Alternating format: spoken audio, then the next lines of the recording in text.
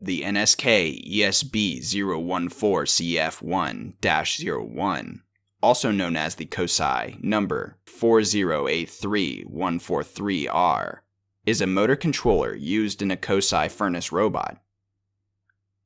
ERD originally started on repairing NSKs with this model, and we have repaired many of these units over the years, including some units we even repaired for Kokusai themselves in the 90s.